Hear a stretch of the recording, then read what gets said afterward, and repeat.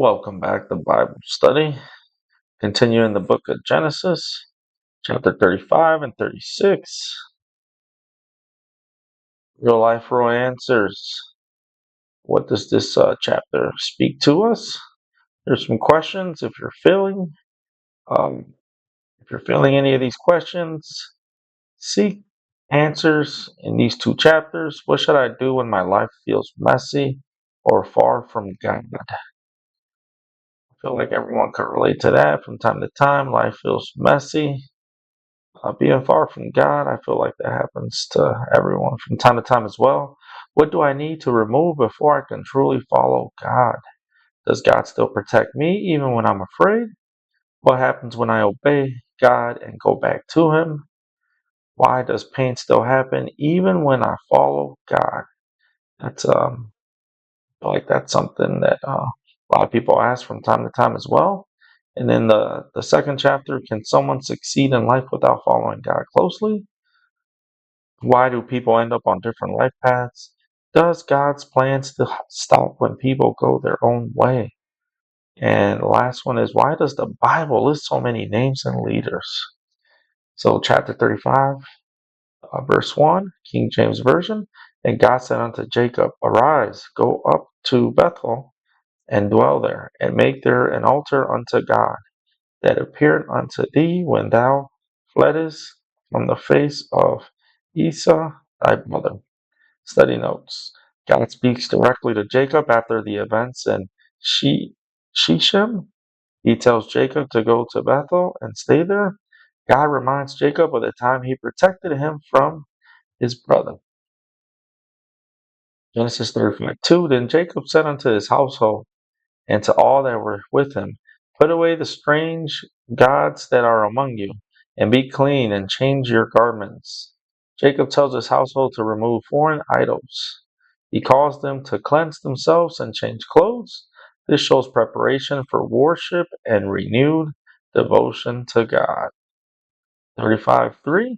And let us arise and go up to Bethel, and I will make there an altar unto God, who answered me in the day of my distress, and was with me in the way which I went. Jacob leads his family to move toward Bethel. He plans to build an altar to worship God. Jacob remembers how God helped them during hard times. Genesis 35:4. And they gave unto Jacob all the strange gods which were in their hand, and all their earrings which were in their ears, and Jacob hid them under the oak which was by Shechem. Jacob's household gives up their idols. They also remove items connected to false worship. Jacob buries them, fully separating from those practices. Genesis 34:5. And they journeyed, and the terror of God was upon the cities that were round about them, and they put not pursue after the sons of Jacob. And they did not pursue after the sons of Jacob. Sorry. Jacob's group travels safely. God causes fear in nearby cities. No one attacks them during their journey. Genesis 35:6. So Jacob came to Luz, which is in the land of Canaan, that is Bethel, he and all the people that were with him. Jacob arrives at Bethel, also called Luz. He travels there with his entire household. This fulfills God's instruction to go to Bethel. Genesis 35:7. And he built there an altar and called the place El Bethel, because there God appeared unto him when he fled from the face of his brother Esau. Jacob builds an altar to worship God. He names the place El Bethel, meaning God Bethel. It reminds him of when God protected him from Esau earlier in his life. Genesis 35:8. And Deborah, Rebekah's nurse, died, and she was buried beneath Bethel under an oak, and the name of it was called Alanbashu. Deborah, who cared for Rebekah, dies. She is buried near Bethel underneath an oak tree. The place is called Alanbashu, meaning oak of weeping. Genesis 35:9. And God appeared unto Jacob again when he came out of Padanaram and blessed him. God appears to Jacob again after his journey. This confirms God's continued presence with him. God gives Jacob a blessing, showing approval and promise. Genesis 35:10. And God said unto him, Thy name is Jacob, thy name shall not be called any more Jacob, but Israel shall be thy name. And he called his name Israel. God reaffirms Jacob's new identity. His name changes from Jacob to Israel. This represents a new purpose and relationship with God. Genesis 35:11. And God said unto him, I am God Almighty. Be fruitful and multiply. A nation and a company of nations shall be of thee, and kings shall come out of thy lions. God identifies himself as Almighty God. He promises that many nations and kings will come from Israel. This continues the covenant promises given to Abraham and Isaac. Genesis 35:12. And the land which I gave Abraham and Isaac to thee, I will give it, and to thy seed after thee will I give the land. God promises the land again to Israel, Jacob. The same promise given to Abraham and Isaac continues through him. God also promises the land to Jacob's future descendants. Genesis 35:13. And God went up from him in the place where he talked with him. God finishes speaking to Jacob. With Jacob, the divine encounter comes to an end. The moment confirms God's covenant and blessing upon Jacob.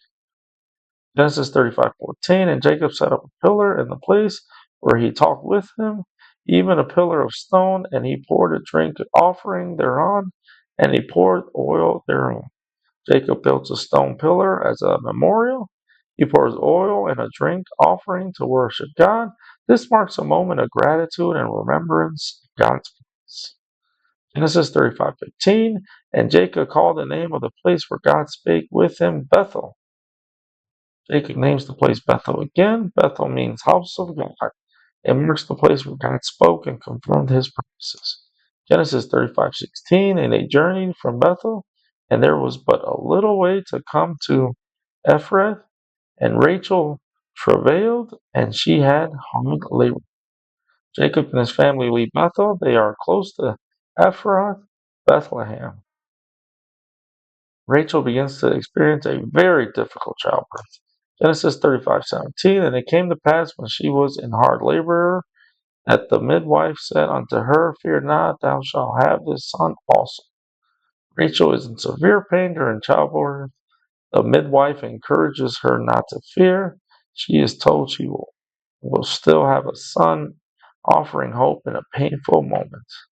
Genesis 35:18. And it came to pass as her soul was in departing, for she died, that she called his name Benjamin, but his father called him Benjamin. Rachel dies after giving birth. She names her son Ben-Ani, meaning son of my sorrow. Jacob renames him Benjamin, meaning son of the right hand, a name of honor and hope. Genesis 35:19. And Rachel died and was buried in the way to Ephrath, which is Bethlehem. Rachel passes away after childbirth. She is buried near Bethlehem. Ephrath. This marks a very sorrowful moment for Jacob and his family. Genesis 35:20. And Jacob set a pillar upon her grave. That is the pillar of Rachel's grave unto this day. Jacob honors Rachel with a memorial stone. The pillar marks her burial place permanently. It shows his love and sorrow for her. Genesis 35:21. And Israel journeyed and spread his tent beyond the town of Edom. Jacob, now called Israel, continues traveling. He sets camp near the town of Edom. Even after loss and sorrow, life and journey continue forward. Genesis 35:22. And it came to pass when Israel dwelt in that land that Reuben went and lay with Bilhah, his father's concubine, and Israel heard it. Now the sons of Jacob were 12. Reuben commits a serious sin involving Bilhah. Israel, Jacob hears about what happened. The verse then transitions to mention Jacob's 12 sons. Genesis 35:23. The sons of Leah Reuben, Jacob's firstborn, and Simon, and Levi, and Judah, and Issachar, and Zebulun. This verse lists the sons born to Leah. Reuben is identified as Jacob's first son. These sons become part of the 12 tribes of Israel. Genesis 35:24, the sons of Rachel, Joseph, and Benjamin. Rachel's two sons are Joseph and Benjamin. Joseph will later play a major role in Egypt. Benjamin is the youngest son of Jacob. Genesis 35:25, and the sons of Bilhah, Rachel's handmaid, Dan and Naphtali. Bilhah was Rachel's servant. Dan and Naphtali were listed as her sons through Jacob. They are also counted among the 12 tribes of Israel. Genesis 35:26, and the sons of Zilpah, Leah's handmaid, Gad and Asher. These are the sons of Jacob, which were born to him in Padan Aram. Zilpah, Zilpah was Leah's servant. Her sons are Gad, and Asher. All these sons together formed the foundation of the future tribes of Israel. Genesis 35:27, and Jacob came unto Isaac his father, unto Mamre, unto the city of which is Ekron, where Abraham and Isaac sojourned. Jacob finally returns to his father Isaac. They meet in Hebron, a significant family location. This reconnects three generations of the covenant family. Genesis 35:28. In the days of Isaac were 100 years. Isaac lives to be 180 years old. This shows a long, full life in God's plan. It prepares for the end of Isaac's life in the next verse. Genesis 35:29. And Isaac gave up the ghost and died and was gathered unto his people, being old and full of days, and his sons Esau and Jacob buried him. Isaac passes away after a long life. His sons Esau and Jacob come together for his burial. This shows a moment of family unity despite past conflict. And we move on to chapter 36, Genesis 36:1. Now these are the generations of Esau, who is Edom. The chapter begins focusing on Esau's family line. Esau is also called Edom. This introduces the descendants and nation that come from him. Esau took his wives of the daughters of Canaan, Adah, the daughter of Elon, the, the,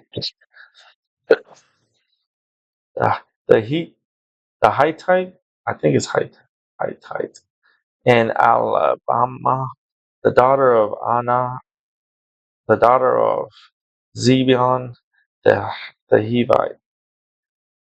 Esau married women from the land of Canaan. The verse lists his wives and their family backgrounds. This shows Esau's family line forming separately from Jacob's. Please comment all my mispronunciations. Way I can actually correct myself and register them for potential future use. Genesis 36:3, and Bashmath, Ishmael's daughter, sister of Nebahah. Oh, this verse identifies another wife of Esau, Bashmath. She is from the family of Ishmael. This shows alliances between different family lines. Genesis 36:4, and Adah bare to Esau Eliphaz, Eliphaz, and Bashmiah bare Reuel. Esau's wife gives birth to his children. Eliphaz and Reuel are his sons. This continues the growth of Esau's family line. Genesis 36:5, and Aholibamah bare Jeush and Jalam and Korah. These are the sons of Esau, which were born unto him in the land of Canaan. Aholibamah gives birth to three sons. These sons belong to Esau's family line. They are born while Esau is living in Canaan. Genesis 36:6. And Esau took his wives and his sons and his daughters and all the persons of his house and his cattle and all his beasts and all his substance which he had got in the land of Canaan, and went into the country from the face of his brother Jacob. Esau moves away with his entire household. He takes all his possessions and livestock. This separation helps avoid conflict with Jacob. Genesis 36:7. The riches were more than that they might dwell together, and the land wherein they strangers could not bear them because of their cattle. Esau and Jacob's families are too wealthy to stay together. The land cannot support both of them. This leads to their separation into different regions. Genesis 36:8. Thus dwelt Esau in Mount Seir. Esau is Edom. Esau settles in Mount Seir. He becomes known as Edom. This marks the establishment of his own nation. Genesis 36:9. And these are the generations of Esau, the father of the Edomites in Mount Seir. This verse begins listing Esau's descendants. Esau is called the father of the Edomites. This introduces the family line that grows into a nation. Genesis 36:10. These are the names of Esau's sons. Eliphaz, the son of Adah, the wife of Esau.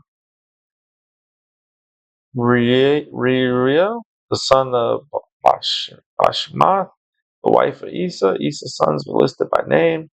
Eliphaz and Reuel, his two main sons mentioned here. This begins the detailed record of Esau's descendants.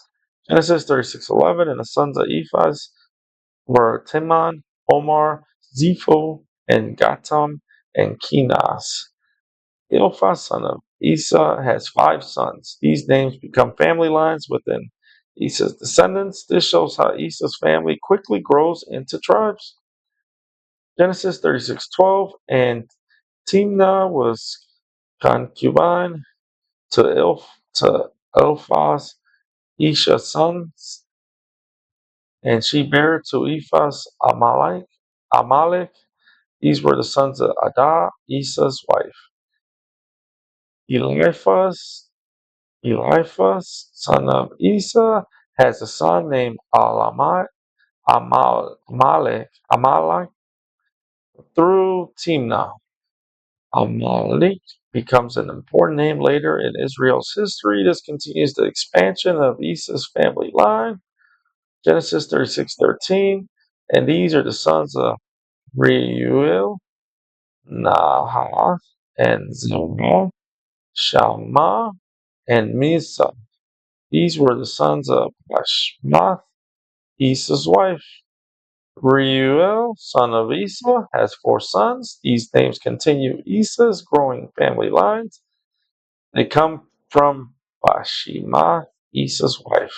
Genesis 36:14, and these were the sons of Aholibamah, the daughter of Anah, the daughter of Zibeon, Esau's wife, and she bare to Esau Jeush and Jalam and Korah. Aholibamah, one of Esau's wives, has 3 sons. Their names are Jeush, Jalam, and Korah. This continues listing the tribes that come from Esau's family. Genesis 36:15. These were dukes of the sons of Esau, the sons of Eliphaz, the firstborn son of Esau, Duke Timon, Duke Omar, Duke Zepho, Duke Kenaz.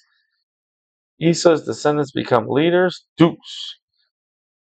Eliphaz's sons each become chiefs of their own groups. This shows Esau's family forming organized troops. Genesis 36:16, Duke Korah, Duke Gatam, and Duke Amalek. These are the dukes that came from Eliphaz in the land of Edom. These were the sons of more leaders. Dukes come from Eliphaz's line. Amalek is listed among them. These families form the nation of Edom. Genesis 36:17, and these are the sons of Reuel, Esau's son, Duke Nahath, Duke Zerah, Duke Shalmah, Duke Mizah. These are the dukes that came from Reuel in the land of Edom. These are the sons of Bashemath, Basemath, Esau's wife. Reuel, sons also become leaders, dukes. Each son becomes a head of a family group. This continues the growth of Esau's nation in Edom. Genesis 36:18, and these are the sons of Almah, Esau's wife, Duke Jeush, Duke Jehoram, Duke Korah. These were the dukes that came from Aholibamah, the daughter of Anah, Esau's wife. Aholibamah's sons also become leaders, dukes Jeush, Jalam, and Korah. Each lead groups. This shows all the branches of Esau's family forming tribes. Genesis 36:19, and these are the sons of Esau, who was Edom, and these are their dukes. This summarizes Esau's descendants. Esau is also called Edom. His family is organized into leaders of different groups. Genesis 36:20, these are the sons of Seir, the Horite, who inhabited the land, Lotan and Shubal and Zibeon and Anah. The focus shifts to the people living in Seir before Esau. Seir's descendants are listed. These groups lived in the land that Esau later occupied. Genesis 36:21, and Dishon, and Ezer, and Dishon, and Dishon. These are the dukes of the Horites, the children of Seir in the land of Edom. More leaders of the Horite people are listed. These are descendants of Seir. They lived in the region later called Edom. Genesis 36:22, and the children of Lotan, Hori, and Hemam, and Lotan's sister was Timnah. Lotan's family line is listed. He has two sons, Hori and Hemam. His sister Timnah is also mentioned in the family record. Genesis 36:23, and the children of Shuvah were these, Alvan and Menhad and Ebal, Shebo, and Anam. Shobal's sons are listed. These names represent different family groups. This continues the record of the Horite clans in the land. Genesis 36:24, and these are the children of Zibeon, both Ajal and Anam. This was that Anam that found the mules in the wilderness as he fed the asses of Zibeon, his father. Zibon son are Ajah and Anah. Anah is noted for discovering something unusual in the wilderness. This verse highlights a notable person in the family line. Genesis 36:25, and the children of Anah were these, Dishon and Aholibamah, the daughter of Anah. Anah has two children listed here. One of them is Aholibamah, who later becomes Esau's wife, Aholibamah. This connects the whole my family line to Esau's family. Genesis 36:26. And these are the children of Dishon, Hemdan, and Eshbon, and Ithaman, and Cherim. Dishon's sons are listed. These names represent family groups among the Horites. The family line continues to grow into multiple clans. Genesis 36:27. The children of Ezer were these, Bilhan and Zaban and Akan. Ezer's sons are listed. They form additional family groups among the Horites. This continues the detailed record of the people in the land. Genesis 36:28. The children of Dishon are these, Uz and Aram. Dishon has two sons listed here. Uz and Aram continue the Horite family lines. This shows how these clans are fully established in the region. Genesis 36:29. These are the dukes of the Horites: Duke Lotan, Duke Shobal, Duke Zibeon, Duke Anah. The Horite leaders, dukes, are listed again. These are the major family heads in the region. It summarizes the leadership structure of the Horites. Genesis 36:30. Duke Dishon, Duke Ezar, Duke Dishan. These are the dukes that came of Hori among their dukes in the land of Seir. More Horite leaders are listed. Dishan, Ezer, and Dishan are family heads. This completes the summary of Hori's chiefs in Seir. Genesis 36:31, and these are the kings that reigned in the land of Edom before there reigned any king over the children of Israel. This introduces kings who ruled Edom early on. It notes that it notes this was before Israel had any kings. It shows Edom had established leadership earlier than Israel. Genesis 36:32, and Bela the son of Beor reigned in Edom, and the name of his city was Dinhabah.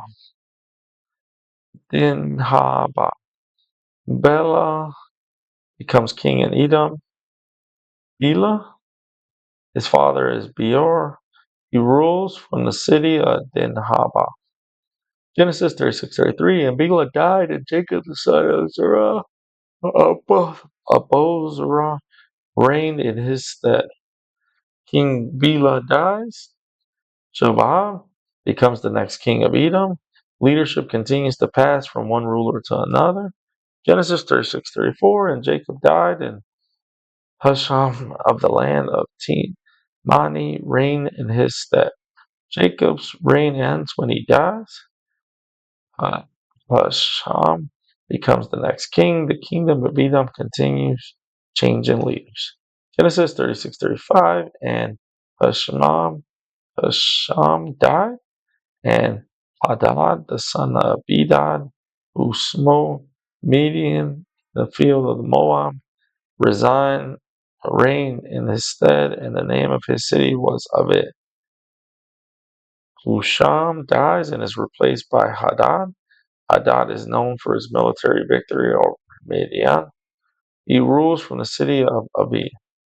Genesis 36:36, and Hadad died, and Samlah of Masrekah reigned in his stead.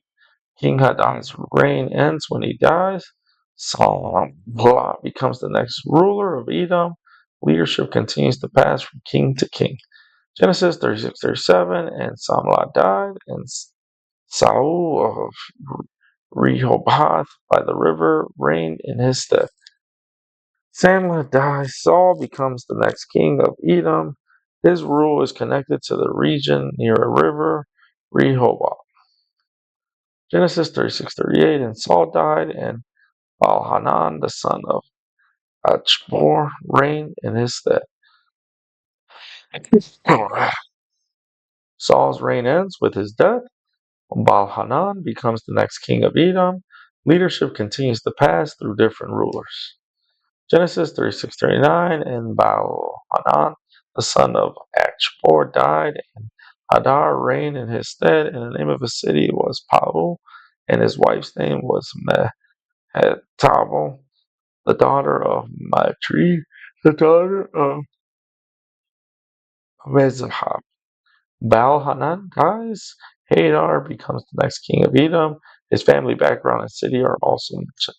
Genesis 36:40, and these are the names of the dukes that came of Esau, according to their families, after their places, by their names: Duke Timnah, Duke Alva, Duke Jethi. The chapter returns to listing leaders, dukes from Esau's line. These leaders represent different family groups. It shows how Esau's descendants were organized by clans.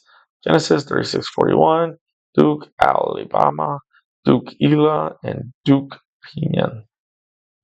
More chiefs, dukes from Esau's descendants are listed. Each name represents a family leader. This continues showing the structure of Edom's tribes.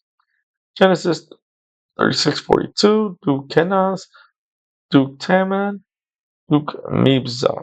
Additional leaders from Esau's line are listed. Kenaz, Teman, and Mibzar are heads of clans. This contains the full record of Edom's leadership structure. Genesis 36:43, Duke Magdiel, Duke Iram. These be the dukes of Edom according to their habitations in the land of their possession. He is Esau, the father of the Edomites. The final list of Edom's chiefs is given.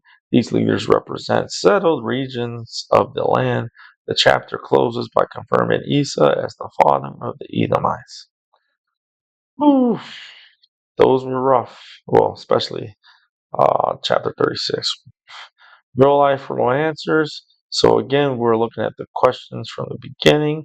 Only we've included the chapter and the verses that you could reference. The one I will just kind of go over is the last one from chapter 36. Why does the Bible list so many names and leaders?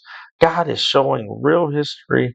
Every life and nation is known. That concludes Bible study for tonight. May God bless you. Until the next Bible study. Goodbye.